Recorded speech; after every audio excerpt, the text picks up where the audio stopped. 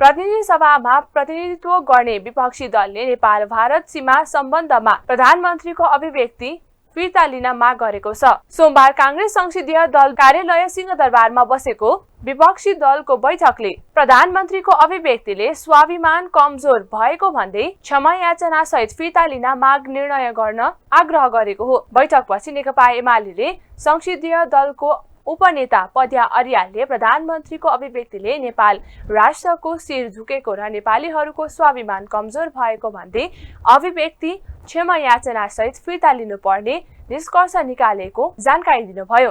नेपाल राष्ट्रको नीति विपरीत आएको प्रधानमन्त्रीको अभिव्यक्ति नसचिएसम्म सदनमा आफूहरूले विरोध जारी रहने उहाँले बताउनुभयो। त्यस्तै बैठकले सदनलाई पेलेर अगाडि बढाउने परिस्थिति उत्पन्न भएको प्रति समेत आपत्ति जनाउनुभयो। अर्यालले सदनमा भएका सदस्य सबैको अपनत्व हुने गरी नियमावली पारित गर्नुपर्ने एकपक्षीय ढंगले पारित गरेको प्रति पनि विरोध जनाउनु भएको उहाँले बताउनुभयो। नियमावलीमा प्रतिपक्षीहरूले राखेका कुनै पनि विषय सम्बोधन हुन नसकेको उहाँले उल्लेख गर्नुभयो। हामी सबैको चासोको सरकारको राष्ट्रकै विषय हो, तर जुन ढंगले संसद एक ढंगले ठेलेर पेलेर अगाडि बढाउने परिस्थिति बन्यो त्यो राम्रो होइन।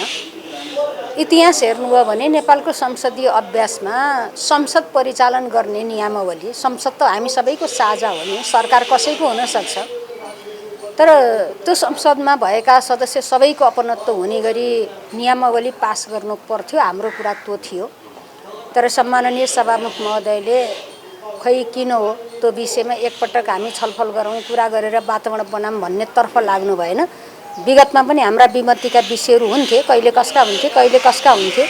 जसले नेतृत्व गरेको छ त्यो दलले राखेर सहमति गरेरै संसदको नियमावली सहमतिमै पास भएर आएको इतिहास हो। तर यसपटक विपक्षीलाई नाराबाजीमा उतारेर पास गर्ने जे खालको कुरा भयो यो धेरै दुःखद कुरा हो। हामीले एउटा त्यो विषयमा विश्लेषण गरेका छौँ। अब त्यसपछि हामीले अर्को दोस्रो विषयमा के भनेका छौँ भने देशको कार्यकारी सम्माननीय प्रधानमन्त्रीज्यूले सार्वभौम सत्ता संसदमा आएर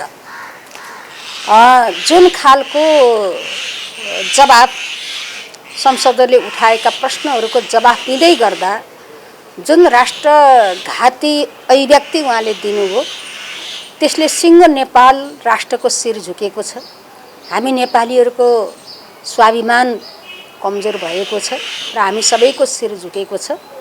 यो निन्दनीय कुरा नै छ, यो निन्दनीय कुरा नै छ र त्यसका प्रति राष्ट्रलाई शिरमा बोकेर राष्ट्रको माटोलाई समातेर कसम खाएर सम्माननीय प्रधानमन्त्रीज्यूले आफ्ना त्रुटिपूर्ण जुन खालका राष्ट्रघाती अभिव्यक्ति हुन् त्यो राष्ट्रघाती क्षमा याचन सहित फिर्ता लिनुपर्छ भन्ने निष्कर्ष प्रतिपक्षी दलहरूको छ।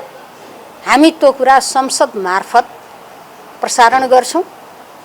अब संसदमा त्यसको रेस्पोन्स कसरी जान्छ त्यसकै आधारमा भोलिका दिनभरका हाम्रा कार्यक्रम तय हुन्छन्। प्रधानमन्त्रीज्यूलाई संसदमा बोलाएर उहाँले जुन खालको अभिव्यक्ति दिनुभयो राष्ट्रघाती अभिव्यक्ति, विश्व सामु नेपाल भनेको मिचाहा राष्ट्र हो, अतिक्रमणकारी राष्ट्र हो भन्ने जुन खालको म्यासेज दिनुभयो एउटा देशको प्रधानमन्त्री बोल्न हुने चिजै होइन र उहाँ बोलेको कुरा राष्ट्रको कुरा पनि होइन।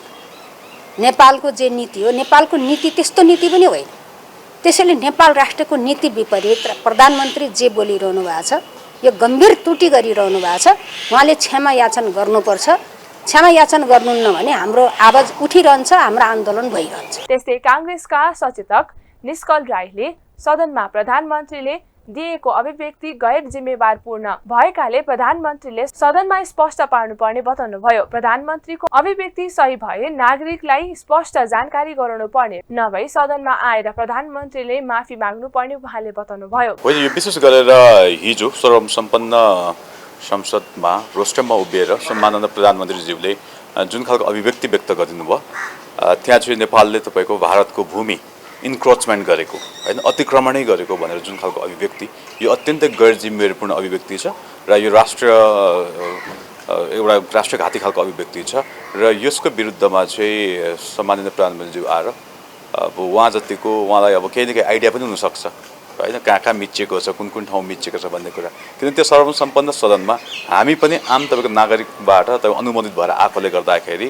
नागरिकलाई पनि तपाईँको त्यो थाहा हुनुपर्छ होइन हामीले चाहिँ कहाँ कहाँ मिचेका छौँ त तर होइन भने यदि त्यो होइन यो तथ्यअनुसार छैन भने उहाँले आएर संसदमा आएर त्यही गरिमामा रोस्टमबाट उहाँले माफी माग्नुपर्छ भन्ने हाम्रो आजको अडान हुन्छ र त्यसकै विषयमा पनि हामीले गरेका छौँ हामीले विशेष गरेर प्रतिपक्षी दलहरूले कम्तीमा यो यस्ता खालका अभिव्यक्तिहरूले हाम्रो सार्वभौमिकता हाम्रो मुलुकको तपाईँको एउटा भन्छौँ नि हाम्रो यो सोभर्निटीको विषयमा लिएर राम्रो गरिरहेको छैन त्यसले गर्दाखेरि उहाँहरूले माफी माग्नुपर्छ भन्ने विषयमै हो त्यस्तै राप्रपा प्रमुख सचेतक खुशबु ओलीले सीमाका विषयमा प्रधानमन्त्रीले फेरि सदनमा आएर नेपाली जनता बीच यस विषयमा आफ्नो स्पष्ट धारणा राख्नुपर्ने बताउनुभयो।